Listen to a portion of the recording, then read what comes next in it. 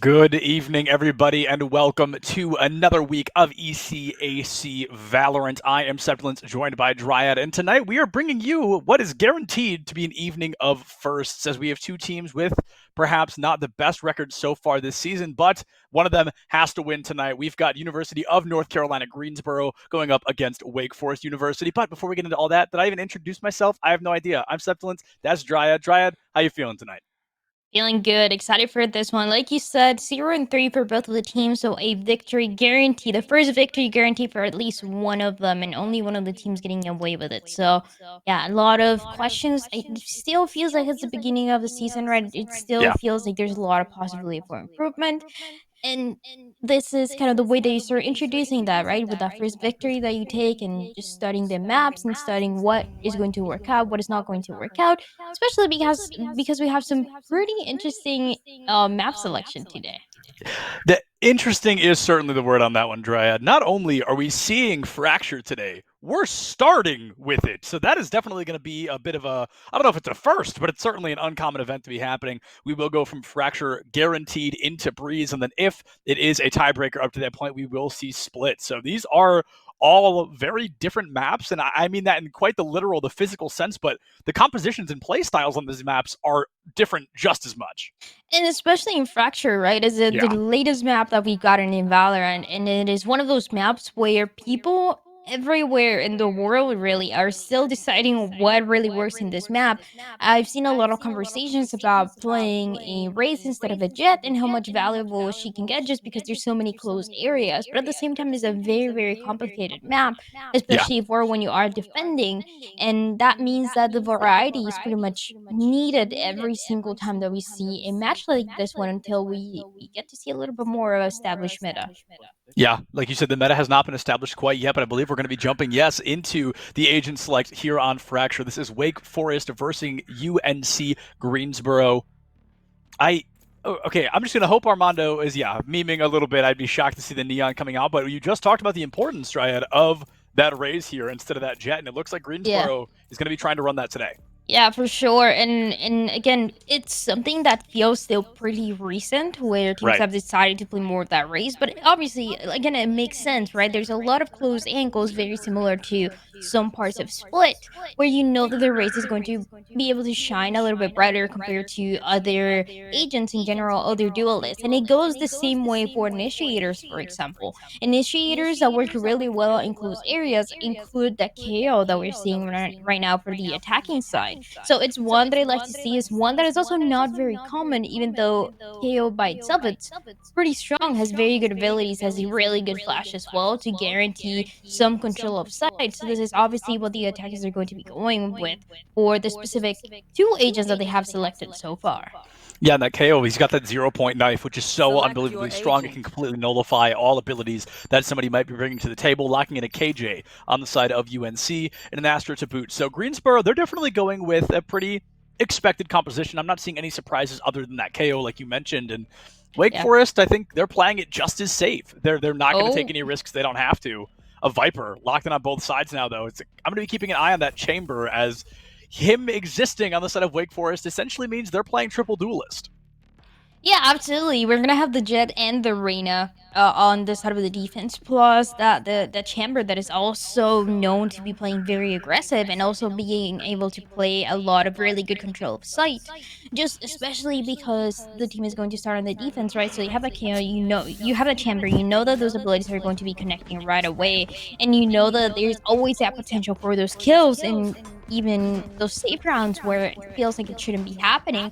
And even then, I mean, at the end of the day, I still want to benefit the side only based on composition. I still want to benefit the side of what UNCG is bringing to the table. It just Absolutely. seems a little bit stronger in terms of composition. It seems like they can have a lot more control, and based on that Sentinel alone, that Killjoy can do so much to hold that space into going to a post plant scenario where you're just building your team for success. Yeah, and not only that KJ, but we've got to talk about that Astra as well. Currently in Yeah. discussion as the strongest agent in the game of Valorant, something that the pros have been bringing out a lot lately, and she is truly, I mean, she's got an insanely high skill floor, but once you cap that, you can do some incredible things with this Astra. I believe Chase is going to try to do just that. We've got some Great corner clearing already, but Fish, Yeah. oh my goodness, we're not going to get to see a darn thing. The Astra taken offline with a single click. And there's nothing else that you can do there, right? It's a way to start off pretty strong first out of Wake Forest, but now that information is when it becomes the most key. For this part, we see some drop, but the trades are not even happening. It's just out of Greensboro getting taken down. Greensboro taken down, and Conrad taken out by a pop buddy, no less. Not the way you want to go out, but you got quite a few frags on your way. A 2-for-1 trade and a lead that was very strong on the side of Wake Forest. All of a sudden has crumbled just a little bit. We see a 3v2, but 2 of those members can't be any more than 13 HP. That chamber, yep, has got to be 1 HP. So low, yeah. Oh my goodness. Barely anything to work with here as well. And with these 2 to go against, I mean, one nade from the KJ, 1 snake bite from the Viper. I mean, those 2 are dead before they even get the chance to realize what's happening. I think we're really looking at kind of a Viper v KJ situation. Both the 1 HPs peeking the same corner and somehow both living to tell the tale. Armando down. 3v1 here, 75 HP, but it's about to turn into a 1v1 unless Fish, with that 1 HP and a dream, can sneak right up on that KJ and find the defuse. Wake Forest still winning round 1.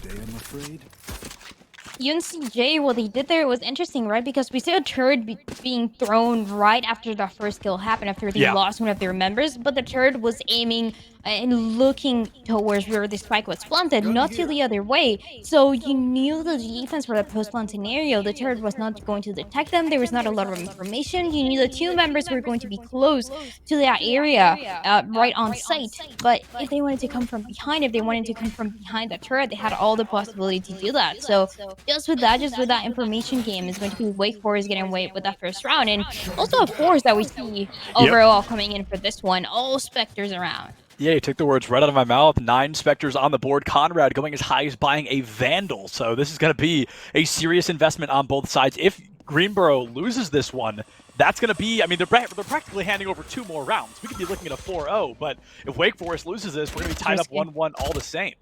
Yeah, it's a risky one for sure. Especially because it all depends so much on the information game, and because you're committing those Spectres, you can buy all the utilities that you wanted to ensure that information. Right, now Fish now going to be using that gun, able to get out of there. The Headhunter does a little bit of damage, but not as much as you'd like. Chase with that opening elimination in favor of Greensboro is traded out by Fish there. Armando falls 4v4, a health advantage for Wake Forest.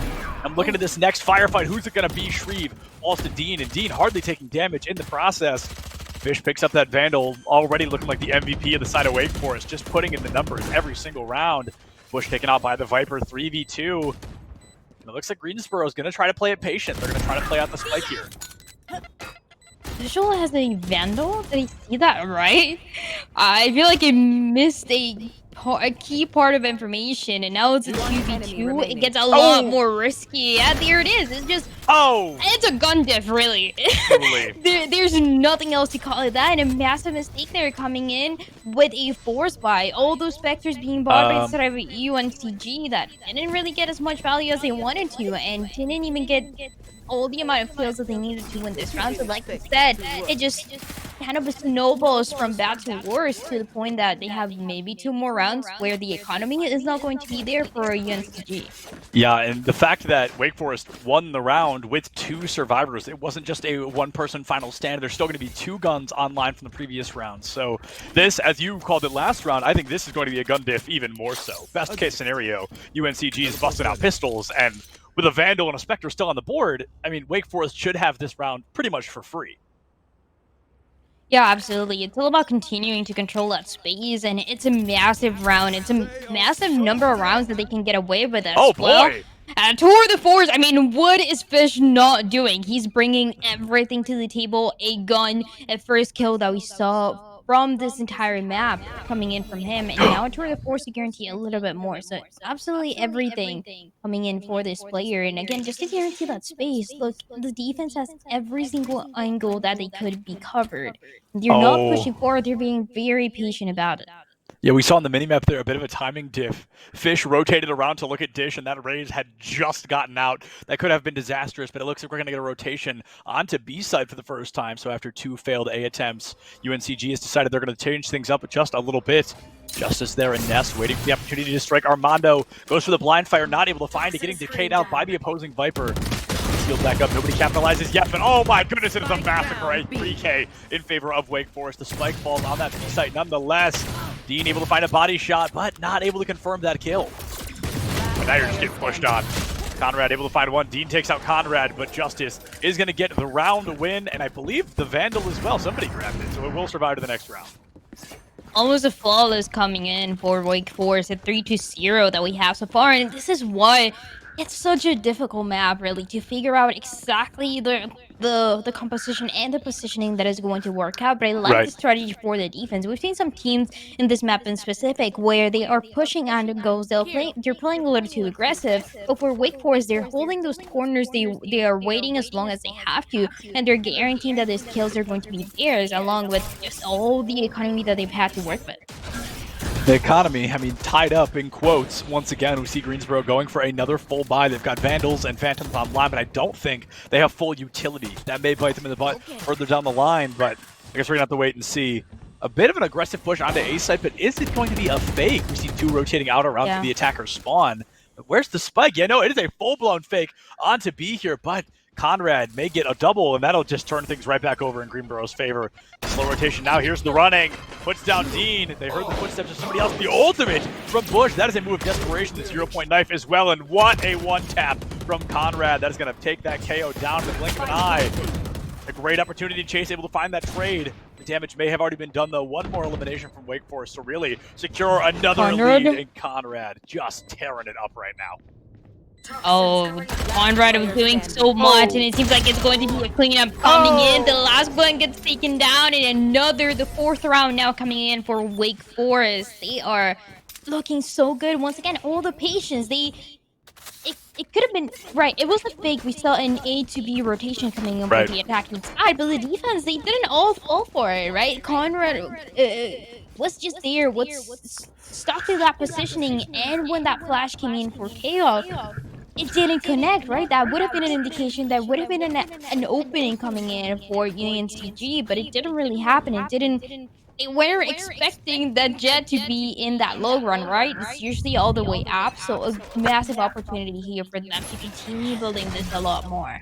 Yeah, we saw the nade into Nest and everything. They believed that jet was up there, but unfortunately she was not. Now Justice gonna find another elimination onto Dean. That's gotta be what, 5 elims? Nearing the top of the leaderboard, but Bush with a phenomenal wallbang headshot onto Justice, able to find that elimination. 4v4, so for the first time in a long time, UNCG is not in a deficit in the middle of the round here. But as I say that, Conrad is going to find that cleanup kill. Looks like a little bit of damage from Fish, who is currently 6-0, trying probably not to die as few times as possible. Chase getting up and around, though this flank could be huge. Armando down, and oh my goodness, Chase going to fall to that Viper. It is up to Cheeky once again. Only a Spectre to their name. Oh, the last one live here is going to get stunned. The opportunities here just melting away. The Killjoy trying to get something going, trying to get at least a couple kills here for the economy, but yeah, it's just a nightmare to deal with. Getting taken down at the end, and this side of Wake Forest, they're going to get away with yet another round, and that one was a little bit faster coming in for them because they have so much map control to work with, and it was supposed to be almost a rush coming in for UNCG, but when you are rushing, you're risking so much map control that the enemy is able to take, and that is exactly what we saw for the defense, right? They were just taking over every single corner, every single angle, denying the possibilities for the attacking side to run away to get any rotations, and the kills, even though we saw some trees at the beginning, they didn't really end up mattering at all. Definitely does not seem like it mattered much at all. Oh my How goodness, does he do Fish. How does he do it? Yet to go down. I think that's 8-0, 7-0. We're 6 rounds in. We're in the 6th round right now, and Fish still has not been eliminated a single time. The only player currently in lobby with 0 deaths. Which 6 rounds in, I mean, you see that almost never. It is incredible chase. Able to get not only an elimination, but the spike as well onto Ditch. Cheeky down, and Conrad taken out by Dean. Oh, Armando finding an elimination onto Shreve, and a lead that was so strong for Wake Forest just a minute ago is now hardly in their favor. Absolutely. It's an interesting one. Only 2 members alive for UNCG, and it seems like almost every time they don't have the numbers advantage to work with, and it is so unfortunate. Because of that, the last couple of rotations are going to take place. The defense making sure that no one is going to be pushing too aggressive, and a showstopper here trying to get someone, but there's no one around. There is nobody around, and Fish with the blind fire through the smoke. Yeah. Oh my goodness, it is just Fish all day long right now. I believe that's, yeah, 9-0. Literally, how does he do it? It is absolutely insane what the side of Wake Forest is bringing to the table today. And for the side of UNCG, the timing just doesn't seem quite right when it comes to information gathering. The only thing that I've been able to see properly has been the boombot coming in for Dean to spot someone. He usually doesn't spot anyone, and besides that, not even the Viper wall that we've seen too often coming in for the attacking side. Great flash from Conrad. Oh my god. What an over-aggression. It worked out so well. I mean, just a double kill already in their favor. Push so far the Sheriff, I mean, has been truly impressive. And unfortunately, the team has not been there to follow up. Conrad now looking for the ace, already able to find 3, looking for 2 more. There's the 4th, and it's up to the tail to save the day. Conrad goes in deep. Oh, they're able to find it. Conrad. Classic. Ace in round 7, a classic to wrap it up. Nice one coming in from Conrad. Wake Forest, they're literally just absolutely on fire right now. 7-0 on this map, on a map where the defense is not really the easiest thing to deal with. It's very complicated. You need to coordinate so many positionings at the same time, and usually it's not the easiest thing to make work out. But Wake Forest, they're making an amazing performance. A Blade Storm available for Conrad. If he wants another ace, I mean, the possibility is going to be there. Yeah, the possibility is certainly just around the corner. And oh, unless you missed, never mind, you finally had that decent play, able to like as well, down to 76 HP out the gate. And oh, no ace this time, Dryad. Reed is going to find that elimination onto Bush, taking them out early. Dean, oh, what a great play. They're able to find that nade through the smoke and get that elimination with the headshot. Conrad falls to chase as well. You want to fight it? There's going to be the pressure. Oh my goodness. Okay, a very aggressive Cosmic Divide from Greensboro, and as Chase goes down, that Divide, unfortunately, just not going to have the impact they wanted. Oh. Yeah, absolutely. The timing for the Cosmic Divide, I'm not really sure of. And a trade coming in that tried to take place. And for the first time, it seems like a 2v2 to deal with. Well, there's only 15 seconds remaining. And the defense already know that rotation is about to take place. Yeah, the rotation getting read like a children's book here. Moving into the A side. It's going to be a 2v2. I think everybody's just about full HP. That Raze took, I think, 1 bullet from the brim. So not a whole bunch. Last pack in again. Going to get taken out as a 1v1. Will this be Fish's first death? Oh, it certainly will. He TP's right into Armando, and that is Greensboro finally putting themselves on the board. That's the first kill, right? For this chamber? Yep. And it is the most unfortunate one. How do you TP right in front of the enemy? I don't know. Maybe a little bit of overconfidence there. I would have liked to see a proper retake coming in, especially for the 1v1 where, you know, the TP is so loud. So making any mistakes, especially right on site, when time is running out, are not going to be allowed. The first round going for the side of UNCG after that one, but Wake Forest, they have all the advantage still to work with. Yeah, and I mean, yeah, like you said, those teleporters, you might as well play a tuba on your way into site. Those things are so loud, and it gives you away 100% of the time. They're better to get out than to get in, for sure. And I think, you know, maybe Fish learned that the hard way. Like you said, maybe a bit of overconfidence. If I was 9-0 on round 8, I'd be pretty stinking confident too. But, you know, you're still in a great position. We've got a lockdown coming out early. KO ult on the side of UNCG, and also 2 ultimates, only 2 they haven't blocked. Trying to come out quick. Shreve looking for a floor bang. I don't think they can get that. No, the lockdown is going to take place. 2 players actually detained. Oh, it's a 1-1 trade. I don't think I've ever seen a lockdown get 2 people. That ultimate so rarely actually gets stuns, but 2 of them did make that appearance, unfortunately. UNCG not able to capitalize. Oh, it is bounty time now on the side of Wake Forest. And people making the appearance. Can Conrad capitalize? The answer will be no. Oh my goodness. UNCG, it feels like they may have finally woken up just a little bit. They're getting themselves large and in charge, trying to put that second round away. There's a big potential here for that 1v2, though. It's just all about this positioning, especially when an op can be risky, but taking control of that space is going to be necessary coming in here. This is going to be a really tough situation for Fish to win, honestly. There's an incredible crossfire from the 2 remaining. He has no idea where either of them are. There's like a 99% chance Fish gets crossfired here. However, Chase goes down earlier than Astra, only a bullet from death. You've got to get in quick. That spike's starting to go off. Will Dean fall for the fake? Nope, playing it calm, cool, and collected. Honestly, had Fish took this, they would have won the round, but what a reaction! It looks like they've got more than enough time on the clock here, and my goodness, as you keep saying, Brad, what can't Fish do? I mean, look at that, 0.15. It was really nice because he had no information of where the last two members were, but he was able to isolate those duels to take away that victory. And especially because after he makes sure that he's clearing every single angle possible into that side, to the point that only tower is going to be remaining, and dealing with that one becomes a lot easier for that 1v1 scenario. So good one, a good run. Definitely a good one for that chamber as well for Fish and for Wake Forest to get away with yet another one. It's an 8-1, an absolutely insane defense that Wake Forest is bringing to the table today. Yeah, they have decided they would like to secure that win as quickly and as efficiently as possible. It's just been the Wake Forest, I mean, practically the Fish show all day long so far. It's been such an impressive play from this chamber. And I'm trying to look right now. So Fracture is actually UNCG's pick. So this is super interesting. This is their map pick, and they're currently being 8-1 in the first half. And I believe that, right? Because we look at the composition, we talked about it, the better composition in paper, at least, it's supposed to be UNCG. They have a pretty strong composition to get information to actively play and get those kills, but it's just not working out the way that they expected. And it is just Wake Forest taking control of side and getting the kills. Oh, Fish, this time around, though, doesn't really connect. Oh, not able to find that second one either. Knows it's the better call to get out of dodge. UNCG, they're going to be praying for a defense. You know, with a Viper and a KJ, their team may be a little more defensive-oriented, but even when it is, you can't be allowing yourself to be at an 8-1 deficit. Best case scenario right now is Greensboro wins this, they win the next two, but as they walk one by one into Fish's operator line of sight, it is just going to be a bloodbath. This may be a flawless UNCG at this rate, just able to find Chase Push, putting in the work, but there's work left to be done. That's Wake Forest going up 9-1 here in the first half.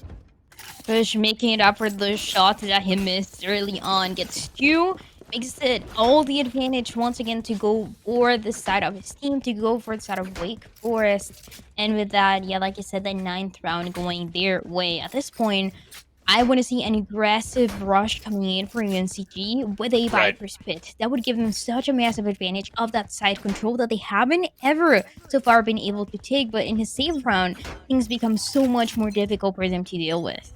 Hey, I say you buy a couple of shorties, maybe some Buckies, you Viper ult on site, and you just chill. You just chill. They'll walk into you eventually. I don't think they're chilling, though. 58% of the time, that works 100% of the time. I will have you know that works occasionally in my rank, which I'm not going to disclose on stream, but it's not a very high one. Conrad able to find that first elimination on his game here. Wake Forest looking large and in charge. This team is back. Conrad putting 2 down already. A little bit of damage on the side. Oh, okay, a lot of bit of damage. Conrad gonna go down, but Justice finds that straight out early. With Sheriff, but there's a new Sheriff in town by the form of Justice on this Reyna. And Dryad, that round was about 3 sentences long. Okay, surely, don't worry, because this time around, this is when you use that Viper's Pit. This is when you get value out of what we talked about, and this is the last round before we're going to the second half. So it's like a now or never situation coming in for the side of UNCG and what they're able to do. And I believe this round could go their way just based on those ultimates, because they can become so strong. You have the Viper Spit that I already talked about, is going to give them so much control, and I already like that they are going to be playing together as well. Yeah, we've got some action coming out here onto the B site. A little bit of a fake from the Viper, and she's arguably the most important one to not go down. Oh, we've got the Empress now coming out, and I believe, it's going to be a lot of action. Now we've got, okay, there's a lot going on. We've got the Breacho, we've got the Viper's Pit, we've got the Tour de Force, and now we've got the Stun, the KO hack, and the Cosmic Divide. Every ultimate under the sun being used, a 4v4 across the board. This is going to be all about patience. We've still got a little bit of a Viper 1v1 happening on the B site. They're so close. Dictates how this round ends more than the A site fight does. But why is the Viper on the side of UNCG playing on the other side? It's what I'm waiting to understand, because sure, you can trade, and you could have traded there, but the Viper Spit, like we talked about, becomes a #1 win condition for the side of UNCG, and you gotta put everything for that. 18 HP jumper almost goes down. Now a counter Viper's Pit, not quite a Venn diagram, but pretty stinking close, about casting in the same spot. for UNCG to have the numbers. Chase misses quite a few shots, and Fish is not going to miss 30 one of his seconds own. left. 3v3. Oh, make it One enemy 3v3. remaining. Goes down Spike Armando. down Next B. ball is up to Bush to save the day. The top frag on the side of UNCG gets taken out by the second frag on the side of Wake Forest. Dryad, this is scary. Wake Forest has to win the Switching pistol round, sides. and Fracture's pretty much over. Only 2 rounds to guarantee that Wake Forest are going to get away with this map. And like you said, it's an interesting fact too. We talked about it. This is a decision for the maps that came from UNCG. And this is a composition that, again, in paper should be working better, should be getting more value compared to what Wake Forest is bringing. But only the trades, only the kills alone are doing everything for Wake Forest. And we've talked about Conrad full A's that he was able to get even with a classic towards the end. And also the kills that we've been seeing constantly with an operator coming in for official. But this time around, it can get denied a little bit. It can get stopped with that momentum. And it really is all depending on this pistol round. This pistol round is the final opportunity for UNCG to not only win the round, but to flip momentum in their favor. Because if they lose this one, perhaps it's scripted to lose the next one, and then things can really fall apart from there. But Bush able to find a huge elimination onto Conrad, whose dashes in have never ceased to amaze me. A very confident play to dash into an enemy like that. There's about a nearly 2-second fall after you kind of dash in before she pulls her gun out, and you can fire. Dean able to find a nade kill onto Wake Forest's Viper. UNCG, I mean, they're up by 2 right now. Make it 3 as Justice gets caught off by Chase. Maybe this is the defense they were waiting for. Oh my goodness, Bush able to find Fish. Is it going to be? And no, it will be. It's a flawless win for UNCG. That's a nice one to start it off. Again, if the pistol round went to the side of Wake Forest, it was going to be over. Essentially, just with those specters and everything that we've seen from them before, the high level performance that they've shown us today. But now UNCG, they get away with the pistol round. They stand another chance here. And I think Wake Forest, ideally, and it seems like they might just respect that. They're not going to commit. They're not going to be forcing any specters here, but going with the standard of how things should be working round after round. And UNCG, but that can build some momentum to work with. Yeah, and statistically speaking as well, if Wake Forest loses rounds 1 and 2, they are relatively often expected to win round 3 and 4. They only need 2 rounds to put it away, right? So they are certainly not sweating at an 11-2 scoreline. Yeah. I knew they were going to do better on the defense, but I mean, I did not expect a flawless pistol round. That is just about the most aggressive way to flip momentum. Oh, but what else can they do for that momentum, though? Because those classics and the shares that we see in the hands of Wake Forest, they can also do quite a lot of damage.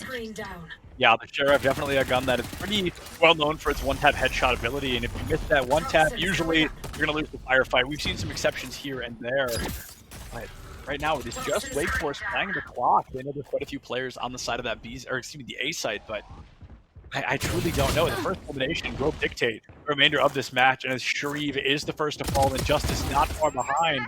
Oh, Dropper also falls. I mean, UNCG, they're looking notably, unbelievably so, stronger here on the defense. They are looking a lot better here, and they are able to connect those trades in a way that we haven't really seen before from them, which is a crucial part of winning, especially in a map like this one, where even the utility that we see towards the beginning is not really mattering. It's all coming up to the kills and who's able to connect the kill to who first. This is why UNCG, they're managing to stay on top at least for this round, and at least for what it seems like, because the spike cannot be planted. Yeah, we would need quite the crazy play here for Wake Forest to clutch this out in the remaining 10 seconds of the matchup. However, Fish, like you said, has to go for a plant. You were racing against the clock. You can reset the timer just a little bit by pulling that spike down onto site. 4v3, 4v2 even. Make that a 4v1 as Conrad is going to fight the bullet. Fish not far behind, being wrapped up and sent home with a nice little bow on top. UNCG, they're putting that second round away. This is a nightmare site to work with when you are the last one alive, and even as a chamber, you don't have any way to deny visibility like a Viper would do in a way that you stand a little bit more chances of winning those duels and isolating those targets one by one. But it really wasn't an opportunity there anymore, especially because that last jet got taken down looking at the wrong angle and just shot in the head. 11-3, then another round going for the side of UNCG. But this is the one that we've been waiting for. Those rifles being bought by the side of Wake Forest, and they've been doing so well with them. but it's Yeah. hard to see a scenario where they don't get away with it. Absolutely. I mean, they've got not only the gun advantage, but just the general kind of accuracy, mechanical skill advantage, as we've been seeing tonight. Their Vandal play just feels a little bit cleaner than that we've seen from Greensboro so far. But we're going to say Greensboro, they've been doing some pretty wonky things with these Spectres. And I think if they play their cards right, there's a good opportunity to take Wake Forest out pretty aggressively. Now, 3 going to get caught out by that hollow point knife. Cheeky able to find an elimination onto Justice in the back line. A huge kill coming through there. The Crouch, I believe, saving their life as well. 5v4. UNCG, once again, in the lead in the numbers here. The numbers and the patience as well that is paying off so well for this defensive team. So we saw it initially for the side of Wake Forest. We get to see it once again for the side of UNCG, who are just holding, are waiting for the enemy to come and pass and right on top of this crosshair to be able to connect that kill. Now there's less than a minute remaining, and Wake Forest, they have to make a move. Wake Forest has got to do something. On the bright side, they're only down by 1, which honestly is not that difficult to turn around. I think if they could find themselves, you know, getting a 1 elimination, they could win the traditional 4v4. But as they continue to attempt to move on to B site, you've got to wonder what's stalling the rotation. They really seem like they want to hang out on B. Yeah, it's a risky one, and also, I mean, they don't know, but the Viper is going to be on the other side. Getting away with that second kill, maybe even a little bit more, but that plant, how is it happening? Oh, goodness. It's up to Fish to save the day, and it looks like he just might be able to. 18 HP in a dream. He's got the ultimate, but a snake bite leaves him at 2 HP. That works. Oh, no. What are you doing? No. Don't peek. Oh, peek. Oh, it's going to be Dean. Interrupts the ace. That is the second 4K we have seen from the side of Wake Forest's Fish, but unfortunately, that 4K is not going to win you the round. A pretty expensive round coming in for both of the teams, especially because so many got taken down, so even picking up those rifles is not going to be a possibility for UNCG, the ones that just got away with it by that 1v1 and that 2 HP. I mean, I truly believe that if he had 30, even 30, he could have won that last duel, but it was just not possible. Really good utility usage coming in for the Viper right when they needed it the most, and a little bit more momentum. I'd like to see it for the side of UNCG. They are slowly finding an answer to the questions that they've had. I think with the playstyles we've seen so far, it almost makes sense to me that UNCG is stronger on the defense. They have been a much more patient, a much slower-based team, and that is what defense is obviously all about. They're playing all the cards right, playing that calm, cool, and collected play style. I think there's absolutely a world where they bring this all the way back. Is that the world we're living in? Who knows? So far, the answer feels like it could be yes, but I'm going to knock on wood, as not to caster curse anything. You know, Wake Forest constantly being 2 rounds away means Greensboro has to be playing at their 110% for the remainder of this map. Once again, in the slow push, a default coming in for the attacking side, Spike on the floor, and everyone trying to figure it out and try to take these duels one by one. That would be a perfect opportunity for Wake Forest to take us to that match point. But UNCG, they're absolutely putting up a fight into this one. They're holding. Look at the way that they're holding Satellite here. Oh, speaking of holding, I think Justice ain't going to be holding that gun much longer. Bush, once again, a very strong player on the side of UNCG, finds that first elimination. Can Wake Forest claw back from this 1-player deficit? They have not been able to so far. 30 seconds left. Wants a couple kills. Trying to use that opportunity, but immediately denied. Cheeky has been an absolute highlight in the second half, being able to open up the fights when he needs to, and even use those sectors there, as we saw in the last round.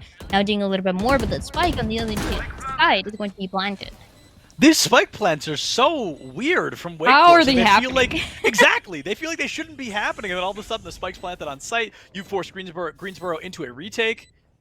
Let's see if the retake will be successful. 5v3, so the number is very much in favor of Greensboro right now. However, Conrad waiting ever so patiently on this corner. All 5 of them pushing from the same spot. That cannot be a good thing. One gonna go down the trade immediately, comes through Bush, able to find Conrad. Jumper takes out Dean in the blink of an eye. Cheeky picks up another elimination. And oh my goodness, Shreve goes down. Dryad, I don't know what got into UNCG during the break, during that small minute and a half of halftime they had, but whatever it was, I mean, it is working out well. It is absolutely working for them. Another round, and suddenly the score doesn't look too bad, right? 11-5. It's very much winnable. It's very much possible to see a comeback coming in for them, as long as they don't give that match point to the side of Wake Forest, and so far they've done an amazing job. The one thing that still concerns me though is that they're allowing the spike to be planted, and Yeah. UNCG, they are taking a lot of really good control of the map, really good control of space, but they're giving away the part of the map that matters the most, and it's allowing the money to go over the side of Wake Forest, and it's allowing a couple trades that makes the economy not be as good as what they Oh. should be. All right, we've got Conrad coming in hot here, not even able to find that first kill. Oh, does not get the kill at all. Chase going to be able to find 2 on their way out the door. Greensboro all but has this back already. We'd need an absolute miracle play from the remaining players of Wake Forest to win this one, but I think I just want Wake Forest to stick together a little bit more. They're just so spread out the entire map, and it's so difficult for them to do anything because of it. Yeah, absolutely. Especially because on the side of UNCG, there's always at least 2 members together and Yeah. playing together to guarantee that the trades are going to take place. While on the other side of Wake Forest, and what we saw, for example, with that Blade Storm, it was the Jet going in alone and getting taken down alone. No one able to trade, no one able to capitalize from it in any way possible for her team. And it is so unfortunate to see, but this is what is giving so much of a numbers advantage coming in for UNCG round after round, to the point that they really start to feel like the comeback is possible, that more rounds are going to be possible, and it's a situation where you don't want to be if you're on the side of Wake Forest. Right. This is such a good example of it ain't 30 over till seconds it's left. over. I mean, really, we were looking at, what was it, an 11-1 scoreline entering, and now Wake Forest is yet to win a round on the attacking half. Fish, however, has possibly had enough. And we're looking for the ace here. Oh, looks for the ace, but Armando says, go Fish. Able to take that chamber offline. Chase able to pick up jumper as well. And Greensboro, I mean, that is just such a blink and you miss it moment.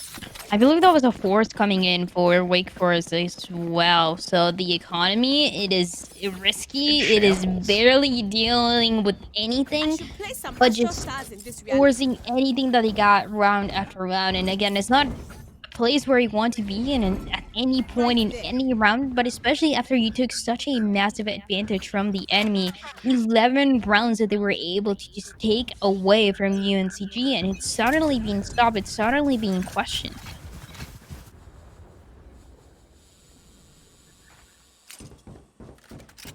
Looks like we're going to be seeing an A site or B site approach, getting caught up by those KJ nades early. Justice doesn't take a whole lot of damage, but every HP counts, right? Especially when your team does not have a healer on their side. Justice can, of course, heal up, you know, if they can get a kill, but that hasn't been the easiest for them so far. We've got that Viper's Wall making an appearance, now giving Conrad the opportunity to plant.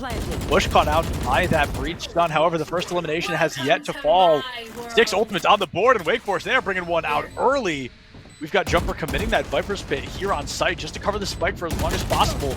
Winning even by spike explosion is absolutely a viable way to win this. It seems like there was some utility down that would have stopped that combat coming in for the Viper on the side of UNCG, but no. it didn't get connected the way that they wanted to. Spike is planted when the time is running out.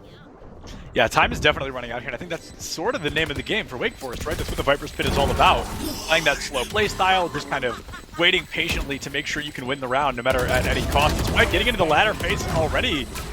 And it looks like that's finally going to be Wake Forest putting themselves back on the board, not even via Spike, with everybody, all 10 players going down. And Everyone gets taken down at the end, so you gotta say goodbye to the rifles, gotta buy again, that ain't gotta invest again in a round that might matter the most for the set of Wake Forest. They want to get this map over what they want it to end, and it's gotta be as soon as possible. That little momentum that they were able to get can do everything, and it is the Viper's Pit that I wanted to see for UNCG when we got to see them attacking first. It was a Viper's Pit that was fast, that was effective, and that was creating so much space for them to work with. This is why Wake Forest got away with it, and now it is UNCG's turn. UNCG's turn to shine here. That Viper's Pit making an incredibly early appearance, and Justice might be not making one for long. Okay, able to get out of that explosion, or that nade radius, excuse me. That's a very committed ultimate, I think, a very aggressive one, but I think that works out very well, especially on the defensive side. Just negating a point in its entirety goes such a long way, and speaking of negating, that's going to be a lot of damage taken off the table. Now both of the duelists going down 5v3 in favor of Greensboro once again. This team, I mean, I don't know if they're non-sponsored Gamer Liquid, like kicked in during the break or what, but they have kicked it up a notch entirely. Oh yeah, something definitely had to happen there. Whatever coach they have or the IGL had to say some inspiring words or this absolute massive difference of playstyles to be working out so well for instead of UNCG. They're getting kills, they're getting Spike around, down getting B. away with all the advantage in the world. Look at that. All members alive once again and only 2 for Wake One Forest. enemy remaining. I think that's the crazy thing. I think that's a huge part of the reason that Greensboro has been able to take this lead as far as 30 they have, seconds or, you know, this turnaround, that is, to win so many rounds in a row, is because very few of them are dying. So their econ is getting better and better and better. They're carrying the same guns from round two of the second half, all the way into the most recent one that we just saw. Still, 4 of them surviving that round. And I mean, Greensboro, they have done an incredible job to turn this into a series once again.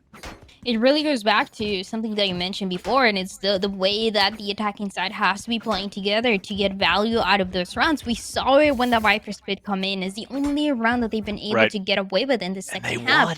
And it was because, yeah, they were all together, they were communicating together and being able to trade each other right when they needed to. So now they might be trying to do that again, especially into a fast push B site.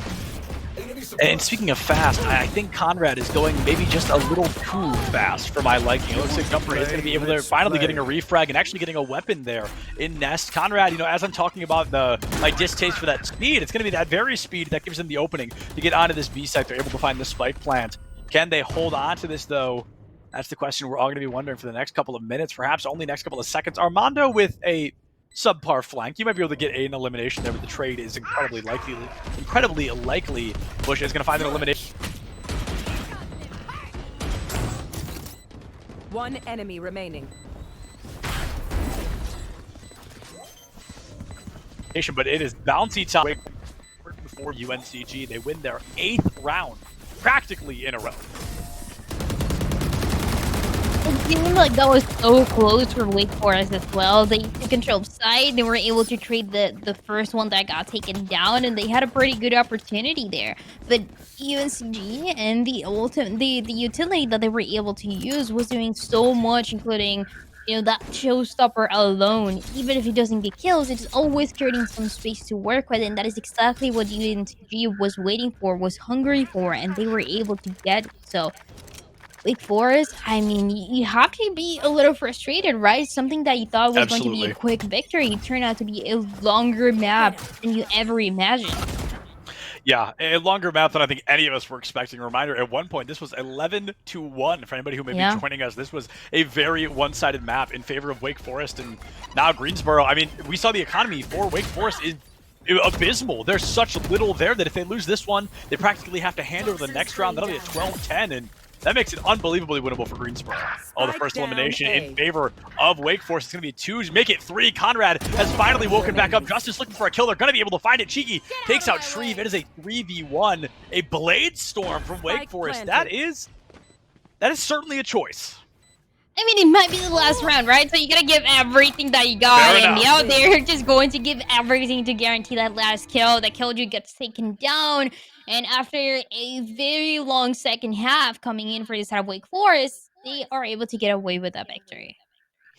I'm always afraid. I feel like my aim gets so much worse when I pull out the Blade Storm. I'm always like, don't use it. I'll miss, I'll die, we'll lose. But now they made it work. 13 was that 13-8 at the end of it? I mean, that could have been a 13-1. That was almost a 13-0 in the first half, and then they really just flipped it up, turned it on. I'm excited for map 2, which is going to be Breeze.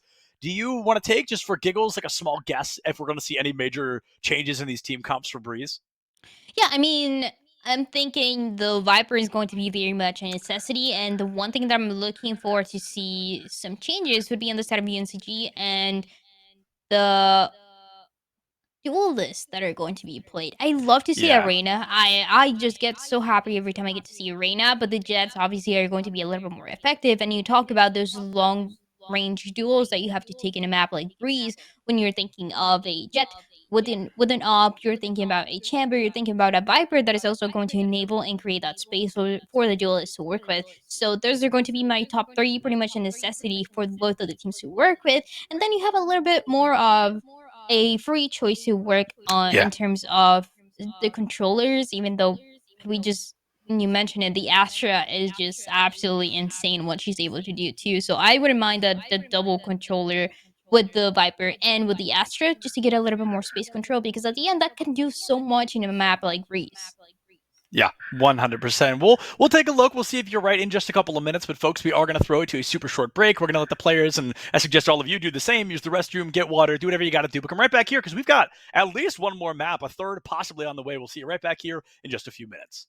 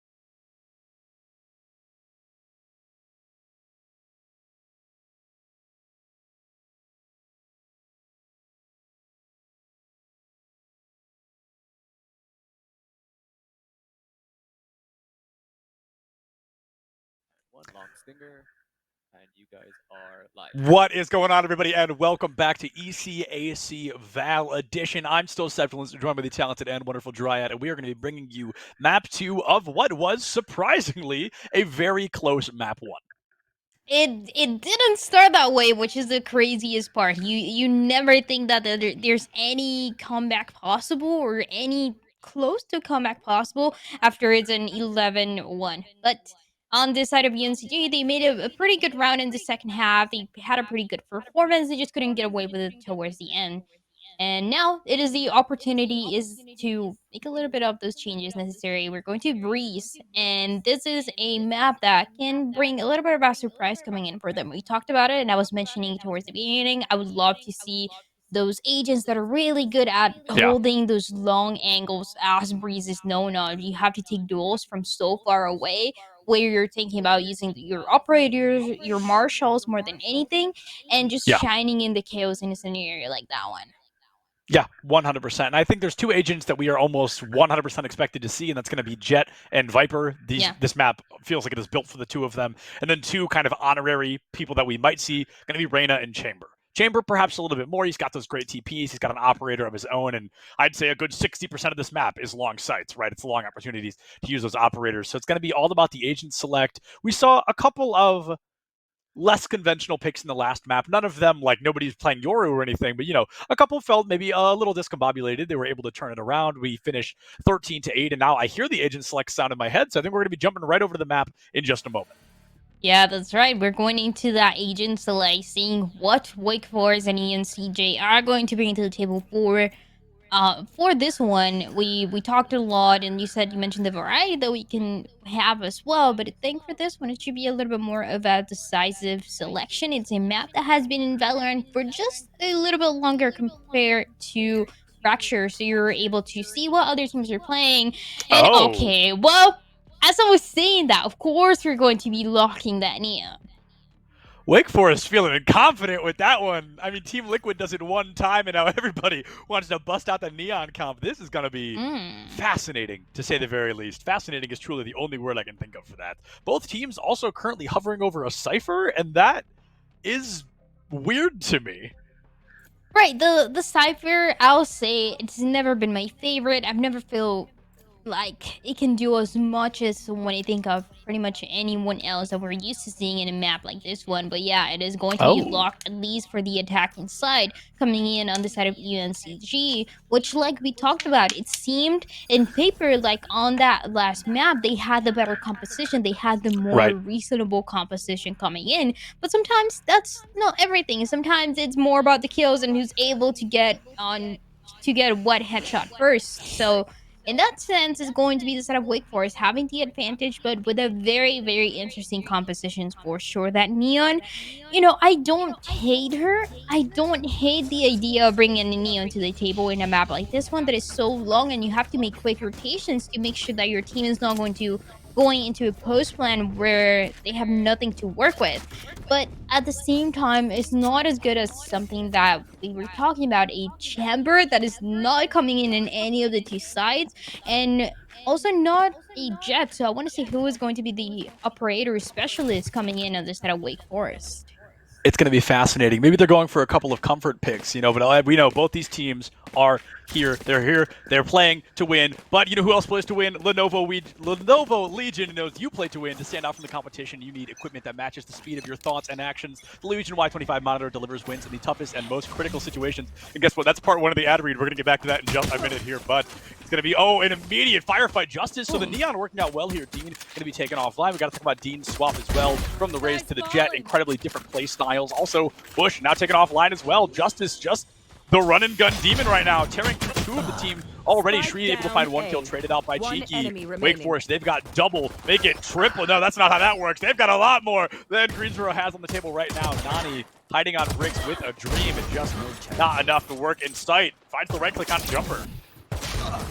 Oh, and last one remaining, but not for so long. The first round going for the defensive side after an amazing performance coming in on this side of that Neon that we were talking about. And I wouldn't dare to say that it is a comfort pick coming in for Wake Forest because I don't think anyone sees Neon as a comfort pick. It just seems like a very rare thing to happen, but it's definitely a confidence pick, if anything. It is just one where you know you're going to surprise the enemy, you're going to run it down, you're going to get the kills. We saw it in the pistol round, and now Justice is even buying a Vandal and just running it down mid, it seems like. I mean, why not?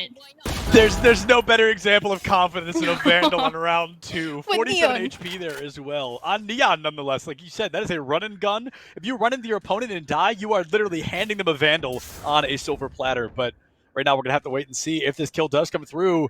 Dean coming through vents, able to find a little bit.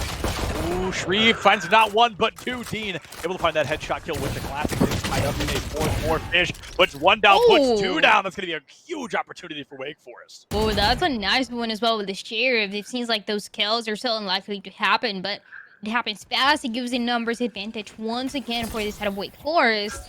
And this Neon that still continues to play middle, gets spotted, has to hide for a little bit, has to be a little bit patient before engaging, but with 2 members alive and no equipment, really no guns or anything to work with, UNCG, they have a very difficult task. Yeah, a difficult task ahead of them indeed. Oh, gets a little bit easier, and never mind, gets just as hard. Is that going to be the Sova falling? Jumper finds Cheeky, and I want to go back to that double kill with the Sheriff earlier. It was incredible, and I mean, with reaction time like that, you've got to have something like the Legion Y25 monitor. With its extreme 1 ms response time to its insane 240 Hz refresh rate, the Legion Y25 doesn't just keep you up, but does a lot more. Built for those engaged in vast multiplayer battles at the tournament level, the Legion Y25 offers a 24.5-inch FHD IPS panel with built-in NVIDIA registered G-Sync registered compatibility. The Legion Y25 monitor is available at Lenovo.com and other fine retailers. Insane. Everything that these players are able to do as well, coming in Wake Forest with a 2-0 advantage. How far can they get with it? This is when things get risky. That third round where those rifles are going to be bought by the set of UNCG. And just looking at the potential performance coming in next. They have to be going for the other way, and that is exactly what's going to happen. Getting away with the first one, but on the other side, there's a whole mess going on. Cheeky living up to their name, just holding a close angle and elbow like that. A hyper aggressive play. I can't believe that worked out well. Cheeky able to find another elim onto Jumper, takes the tie off the board. It's now a 3v2. Spike's been planted onto the A side, and oh, Conrad ties things right back up. I mean, that was just a phenomenal elimination. Justice smart enough to know somebody's down there. A great flash, but unfortunately not able to catch who you're looking for. The defuse not able to find it yet. Nani can't find the lineup. That's half already. Wake Forest can just play this slow, and I think they can walk away with a round. One enemy remaining. Oh, now they're definitely going to walk away with a round. Yeah, there's the last one that's going to connect right away, and also an ultimate already available coming in for this Neon. Absolutely amazing. Once again, Wake Forest starting off strong and starting off with all the kills going their way. It got risky though. UNCG, they were able to get that opening pick, and that opening pick can do so much for any team, especially on a map like this one. But at the end of the day, Wake Forest ended up capitalizing out of that map control that they're so good at holding. They showed us that they're capable of doing that in that first map, and now they're already performing to that level. I want to see the ultimate coming in for Neon. It feels like it's so hard to get the kills with, but it'll just, once again, the confidence that this player has. Yeah, with the confidence we've seen from Justice so far, I feel like we're going to get a sprint right down mid with that laser out in the open. And the range on that thing, in my opinion, disgusting. I think it goes way too far. But, I mean, that could work out super well here. Oh, well, maybe we don't get to see it at all unless Conrad walks up behind UNCG and just puts every single one of them down. What? Conrad was just behind the wall, and of course you're not going to think there's anyone there or anyone even looking to contest that so fast, but he just goes in with the rain that doesn't need anything else and guarantees the last 3 kills coming in for the set of Wake Forest. So yes, another one, and probably the quickest round that we've seen so far. Definitely. It's I mean, definitely that round nice. was maybe like 20 seconds. Maybe, yeah, something like that. It felt really fast, and it also enabled the Empress to be available now, to be online and ready for any point. And with the confidence, again, that Wake Forest has, it's just a matter of time. This feels so reminiscent of what we saw last time, right? It was Yeah. Wake Forest starting a phenomenal defense. They went, what was it, 11-1, and then they really started to get rolled a little bit on their offense. However, they're trying to rack up as many points as possible, looking for 12-0 right now. Already the Sky falls. Dean able to take out Shreve. Armando takes out one of their own. That is Armando, and they are afraid of nothing. Oh, the Viper's Pit coming out early. That is going to be a great opportunity for UNCG to get a free spike plant. And then on the flank, and yeah, there it is, that overdrive. Online inactive, and does get the kill 30 HP though to work with. I don't think it goes that far. It goes far, but not that far. Yeah, not 50 meters far. That was a bit of a distance. Justice really going for a cheeky kill there. Speaking of cheeky, gonna be the one to take Justice down. However, that Cypher not gonna be able to find a 3K in Wake Forest, going up 5-0. I mean, only the opening alone for this post plan on the Neon and that overdrive that was being used was so nice to see. Because it shouldn't be happening. It is one of those ultimates that feels really strong, but connecting the kill takes a little bit longer than the Vandal or the Phantom that we saw in the hands of that Soba would take. So not able to connect turns into a disaster for UNCG, and they are unfortunately not able to get away with a round on this second map just yet. Because Wake Forest, they are on fire, and they want to continue having this performance. Shreve? Okay, there we go. I was gonna say, isn't buying anything, but no, okay. Is gonna bring that weapon out. And Phantom. Get out of the way! Ryan, are you personally pro Vandal or pro Phantom? It depends on the month. Literally on the month. Gun here. I respect that, absolutely. I was definitely pro Vandal for a while. He's gonna do it again. Phantom. Whoa. Oh, he's gonna do it again. Second time. Enough about my Phantom. I want to talk about Conrad here. My goodness, already able to find 2. Looking for 2 more. Dean gonna get flashed out on site. Conrad already putting 3 down. Looking for the 4th. Every single knife is gonna be missed out. Only a classic. Their name, Conrad, the classic of their own. The face-to-face right click. My goodness, takes that jet offline. It is up to Cheeky to save the day once again. And no offense to Cheeky, but something tells me you are not winning a 1v3 with just a Sheriff. However, I may already be proved wrong. The ace not gonna be happening. As a Vandal, yeah. As a Vandal to work with it, but it's still a pretty difficult one to deal with. Especially because Wake Forest, they have kind of a general idea of where the Cypher might be located. Oh, and the last kill, the last shot is not going to connect. That's insane as well, though, that we saw Conrad being able to do that same strategy coming in from mid and just crossing that Viper wall. And he got away with it. He got 4K. This time around, last time it was 3 kills. This time around it was 4, and it was just going up and up. At this point, we're just waiting for that ace from him. Yeah, the ace, I mean, we've seen a 4K 3 times across these 2 maps, I think. It has been so close for Conrad every single time. I don't think we're the least bit surprised Conrad is currently top frag in lobby as well. And that, I mean, over double anybody on the enemy team. We see Justice with a 9K of their own. It is just the duelist show right now for Wake Forest. And they wanted to be a rush, but they were being stopped so fast, though. Oh, Dean goes for a wallbang onto a lighthouse that you cannot wallbang. That's going to be 1 elimination coming in for Dean, though, able to take that Viper offline. 4v4 in Justice looking for an elimination. Dean able to find that kill. Trade comes through again, so a 4v3 turns into a 3v3. Is it going to turn into a 2v2? Conrad finds Dean. Nani looking for a kill of their own, and Conrad takes him down 3v1. Poor Cheeky. The last one left alive for, I think, 4 rounds in a row. I just do not think you are winning that 3v1. Utility and how effective it was at stopping UNCG from doing a rush that would have been effective. It's something that we haven't seen before throughout this first half, and it is a point where it was 6-0. You want to bring something else, you want to bring something new to the table, and the rush was absolutely a possibility. But with so much utility to work with on the defense and to stop the momentum, it just seemed impossible to get anything done. And by the time everyone was pushing past that choke, everyone was getting taken down as well. And it was only a matter of time before the rest, or the last members of Wake Forest to come into sight and get the last couple of kills like we saw Conrad able to do again. And I believe, I'm not positive, but I believe this round on Fracture was the round that Greensboro ended up winning. I think the econ was a little bit different as they were able to full buy in that round, but this is going to be, I believe, a first. I don't think we ever reached an 8-1 or an 8-0 on a Fracture. They're dead. Oh, Justice. Oh. Down, I think we're going to reach one on Breeze here. My goodness, Dean finds elimination on Justice. This might be one of those the damage is done situations. It's going to be a 3-0 matchup as Wake Forest goes up 8-0 here on Breeze.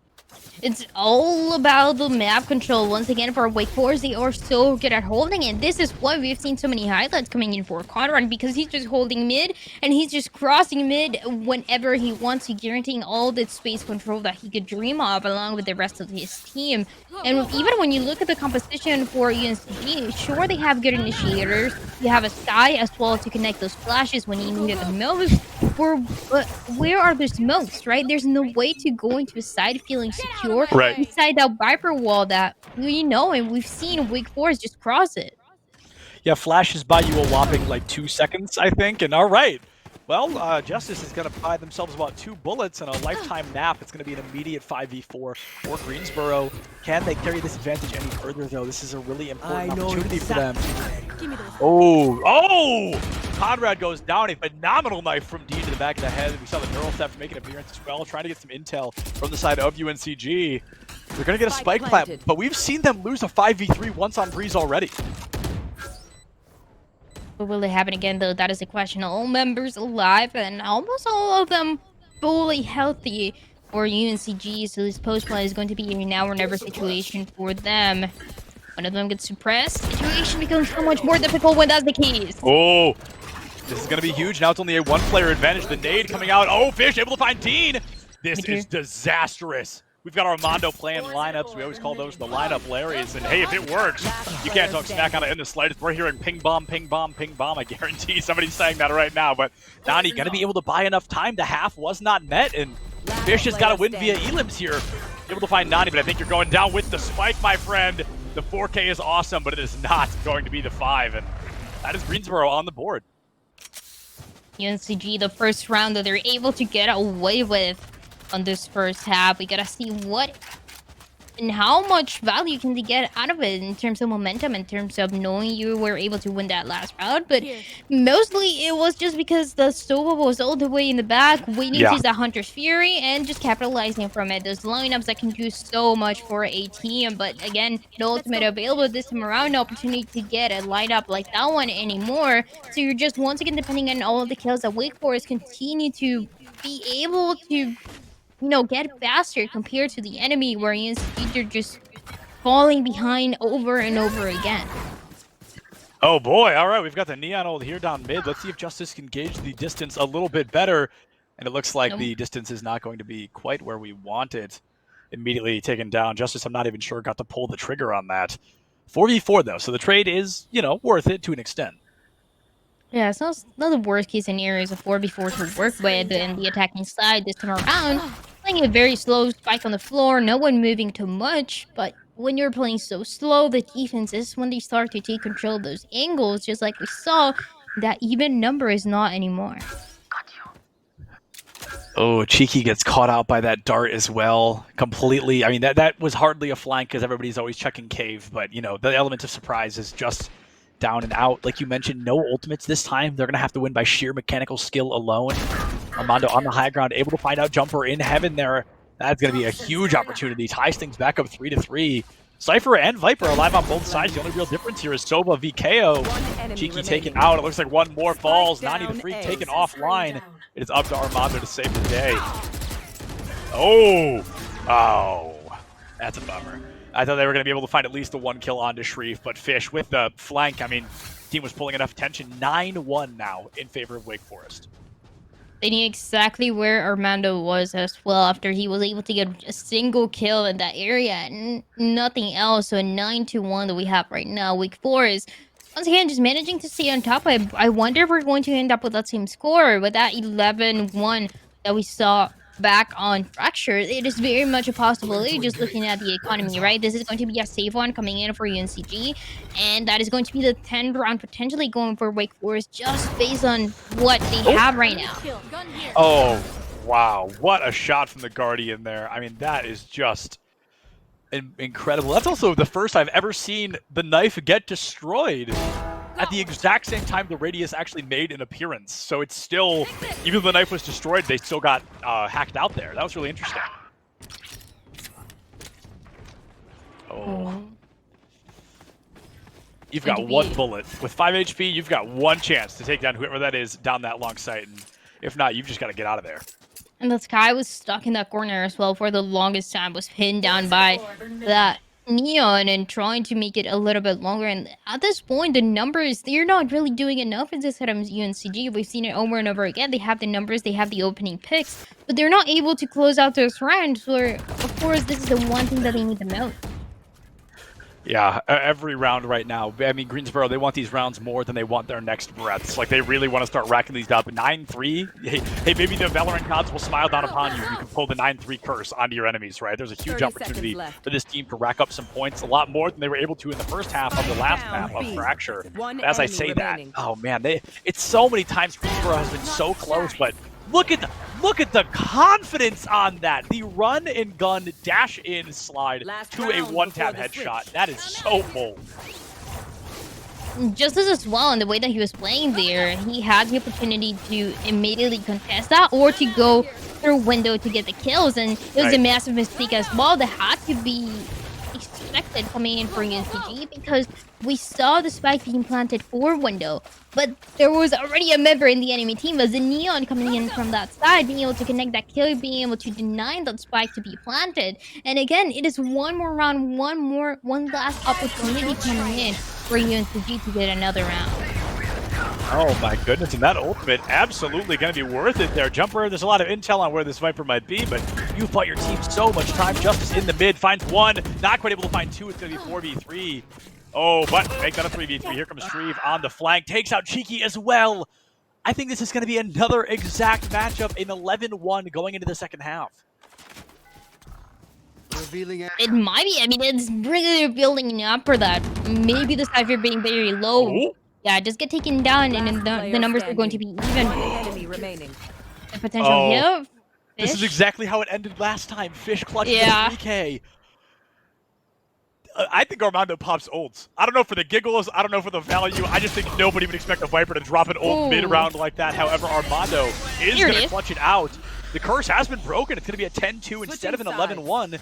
That could be a great sign for Greensboro's momentum moving into the second half. Sure, even then those double digits, they don't feel good if you're on the side of the NCG. There's a long way to go to make it possible, and it's something that you have to take one by one. As we saw in Fracture, I mean, they had a pretty good performance on the side of the NCG. They were taking those duels, and they were positioning themselves very well. But this is one of those maps where the attacking side, especially when you have a Neon and a Reina on your side, might be just everything that Wake Forest needs.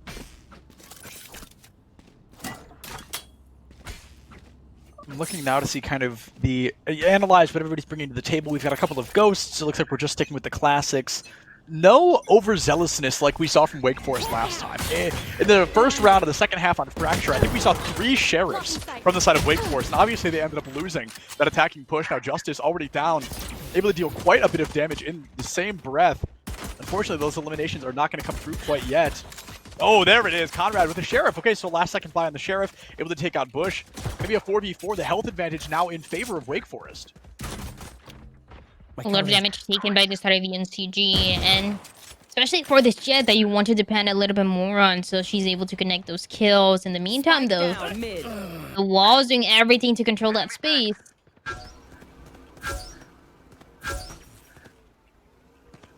This feels so unbelievably reminiscent of what we saw on the last time around. Conrad able to find Armando. Can you turn this around? Conrad able to find 3. You've only got to find 2 more.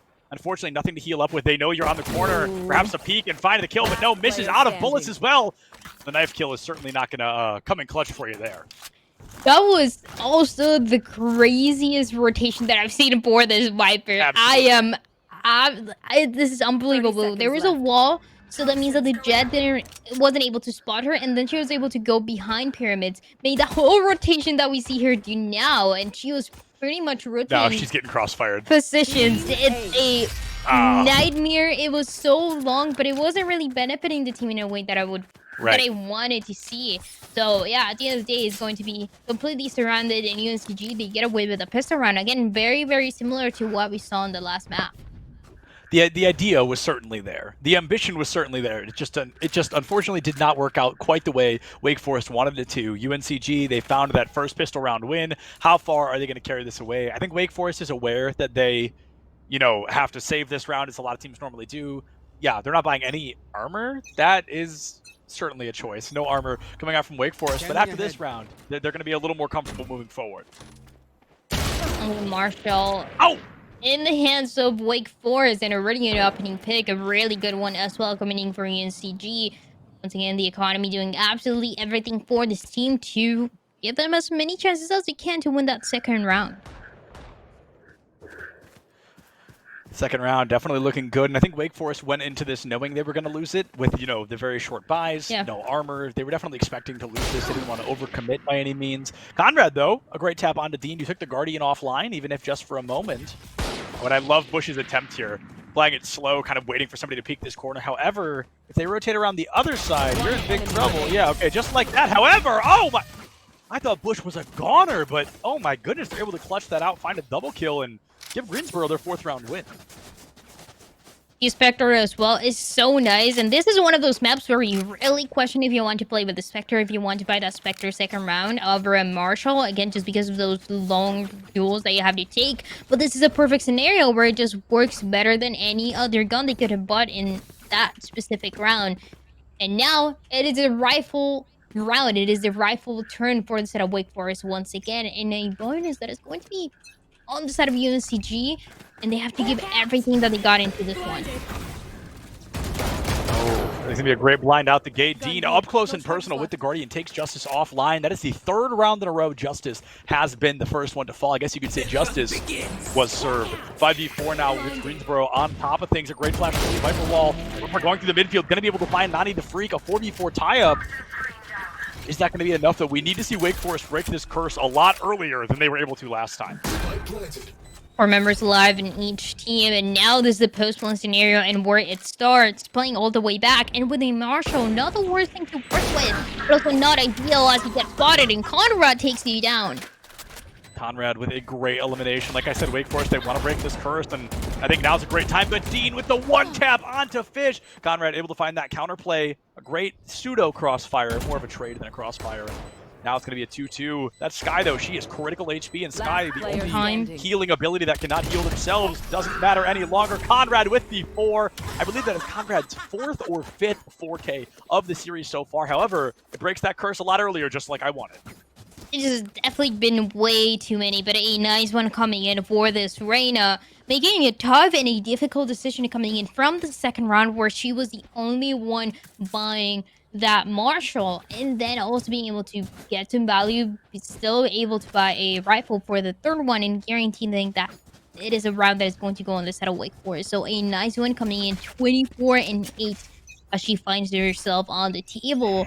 And I mean, what else can you do after all the momentum is going to wait to be the match point? This very well could be our penultimate round if Wake Forest can keep up the heat. It's going to be Justice finding a kill instead of getting a kill. Absolutely wonderful to see it. Conrad able to take Dean out. That Blade Storm down and out early on. 4v3 in favor of Wake Forest. Oh, the Leer. I love to see it.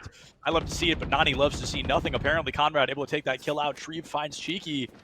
Armando has done some crazy stuff. Dropping a 4K, I'm unfortunately not sure that's in Armando's kind of back pocket. Spike planted. However, oh, what a timing diff, but you walk out with your knife out, and that is not what you want to be doing there. Wake Forest, they very well, like you said, may have given us our penultimate round of the series. Armando had a good potential there, especially after a collateral coming in. A nice one to get those 2 kills, but yeah, maybe just all the things that go through your head after that happens, and the knife in hand is not going to guarantee the last kill necessary. 12-4 in that score. Only one more necessary. Wake Forest, with the aggression that they played towards mid, I just want to see it again, but it seems like it's going to be an A push, and it might be a faster one. Justice going in early, as if they've learned from none of their mistakes earlier beforehand. However, a bit of a change. The trade will come through. Justice able to find Dean, but Nani picks up a kill of their own. Armando with a hyper-aggressive Viper's Pit, trying to catch somebody out. I love the Judge. I love the Hydro Dip skin as well. I have the same one equipped. Oh, Shreve going to get flashed out down mid. Bush looking for the opportunity to strike. A lot of slow game right now being played. Somebody just wants to find that next elimination, as this is a 4-4 matchup. towards mid, that's when kills can become the most difficult as well. The defense in the sky just being able to run away to hide behind those double doors without getting taken down. And sometimes this is all that you can ask for your initiator. They can also give you some HP if needed. Conrad able to heal back up if they'd taken any damage to that point. Nani is going to fall. Cheeky's camera falls offline as well. It's about 45 seconds until a new one can be placed. Bush finds Fish. The tie-up again, 81 HP, so you're really still making it out in pretty good shape there. Only about a bullet of damage. Shreve with a plant onto B site, which is wide open. So we've got a bit of a longer rotation onto the A. Cheeky getting lucky there that Conrad did not have the gun pulled out. That gunfight was still incredibly close, and all of a sudden the pincer effect is happening here. Shreve is going to get folded in on like a lawn chair. We've seen a lot of clutches coming in for the set of Wake Forest especially, but this one might be an extremely difficult one. Everyone pushing at the same time in the set of UNCG, and without the DPS, it's going to connect to give them their 5th round on this map. Still a long way to go, still very much a match point coming in. But Wake Forest, they made some mistakes there, and we saw them on the earlier round, and we saw them not even being ready to take those duels, so they couldn't clean up and they couldn't get over this map as fast as they wanted to. At least one more is going to be needed for that.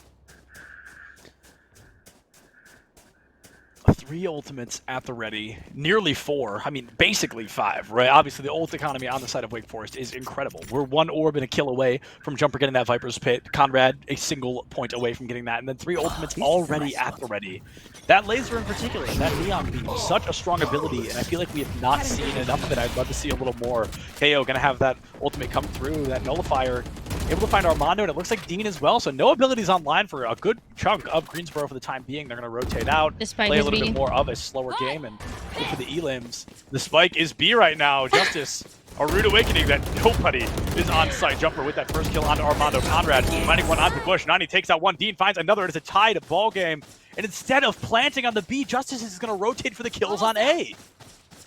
And if Justice gets taken down, this is not going to be ideal because the spike is all the way back, and who's going to take it? At least there's only one member alive. There's a good potential here. This might close it out. It's over. Yep. Attackers win. Oh man, that got really scary. With that Neon rotation, I was terrified on what was gonna happen. It's absolutely an interesting to see the decision making coming in, where the entirety of the 4 members or your team are going to be rushing towards the A side, and only the Neon with the spike is going to be on the other side. I mean, I understand that you want to have one lurker, but with the spike at hand and also being a duelist, you start to question things. But it worked out, right? At the end of the day, it worked out. It gave them the victory, so that's all that you can ask for at the end of the day. It certainly worked out. I think that was a very not great play, but luckily enough, the team was able to capitalize off the back of it. You had the spike, you had an open sight, all the stars had aligned, but hey, a win is a win at the end of the day, and as a wise man once said, we absolutely take those. And that is all that matters at the end of the day. Wake Forest with, I believe, a 2-0 victory on the day, 13-8, and then 13-3, 4. I don't know, not very much though. A much more dominant performance there on Breeze here tonight, and I think we're going to get to talk to one of them in just a moment. We're going to be throwing it to a super short break, and we'll be back with an interview in just a few, so we'll see you then.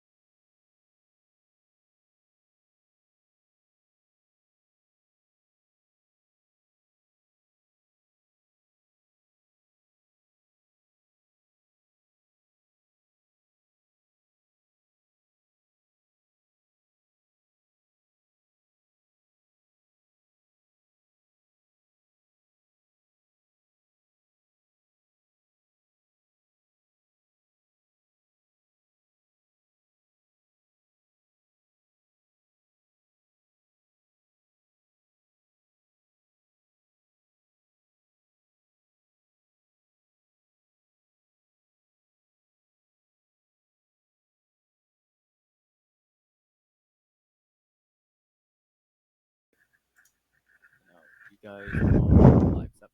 What is going on, everybody, and welcome back for our interview of the evening. Wake Forest with their first victory this split so far. Not only a victory, but a 2-0 at that. I'm Septilence, that's Dryad, and this time we are joined by Duelist Demon themselves, FB Justice, the Neon Extraordinaire on Breeze. So, Justice, my first question, man, a very simple one. You know, you guys have a pretty rough couple of weeks, but coming into this, you find not only your first victory, but a pretty flashy one at that, a 13-8 and a 13-5. How does that kind of feel for team morale moving forward? All right, so first things first, I gotta give props, Duelist Demon. I think that's gonna be my new nickname. I'm glad to hear it. No doubt about that. If everyone's not calling me that, there's a problem. Oh no. All right, team morale-wise, look, I'm gonna be honest. Our team is like the very definition of like we do a little trolling. We don't take it as seriously as we should.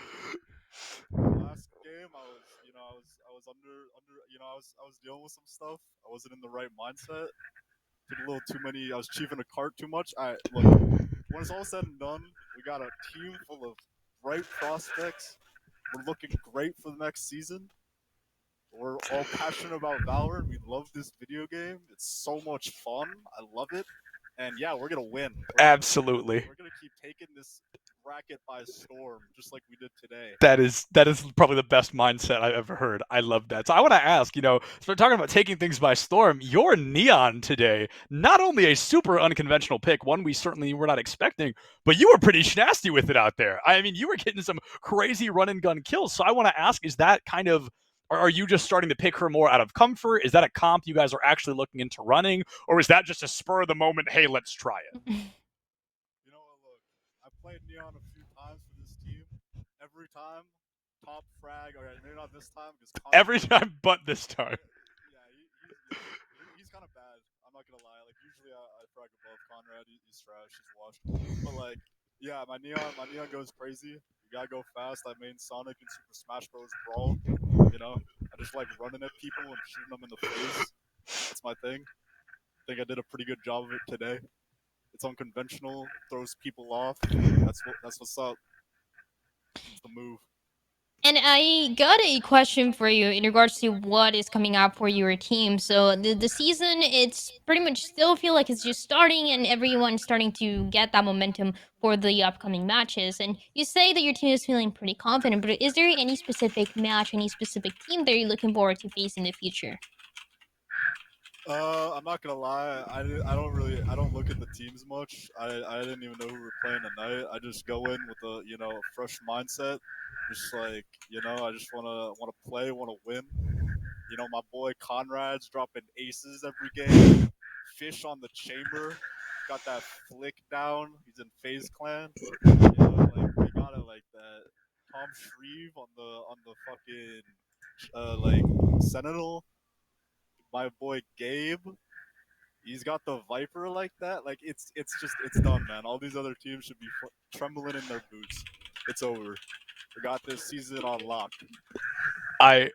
I love to hear it. I love the mindset. I love the mentality, man. This is a blast. That is, I mean, yeah, it is fantastic to hear. And it looks like my camera just stopped working. Whatever. We're almost out of here anyway. Just one more question for you, Justice. Is there anybody you'd like to give a general thank you or just a shout out to before we let you go? All right, you know what? I gotta give one shout out. This is an important one. Look, my team captain Gabe. I love him like a brother. We had a little skirmish over the weekend. Fists were thrown. Some bodies hit the floor. Not on game. IRL off the server. And you know what? Through the skirmish, through thick and thin, he's my boy. He's my captain. He's the Viper. He's got the lineups. I love you, Gabe. You're gonna lead us to victory. Gabe, he might, Jumper, the guy on the server, he might not be the flashiest player. He might make really, really bad decisions, but he's the best player on our team, and he's the most important player on our team. And that's why we're gonna end up winning. Beautiful. Beautiful. Incredibly said. FB Justice, thank you so much for joining us, and thank you for a spectacular interview, man. Tell your teammates as well, a great job tonight. We cannot wait to see what y'all are going to do next. Thank you very much for having me, guys. I hope I can be on here another time. Maybe we'll see you soon, my friend. Yes, sir. And with that, folks, we are going to call it a night. For whatever reason, my webcam has completely crashed, and we're not going to go through the efforts of putting it back because this sentence is one of the last ones I'm saying. Thank you, everybody, so much for joining us tonight. It was a great series. It has been a pleasure, Dryad, and I love getting to cast Valorant, getting to cast for ECAC. It's been a pleasure. Thank you, Chad Lantis in the back line and Professor Layton for the observing and production you guys have seen respectively. Shout out to the schools for coming out tonight. Shout out to each and every single one of y'all for watching. Check your posture, drink some water. Don't forget to love each other, and we'll see you guys next time. Enjoy the rest of your night.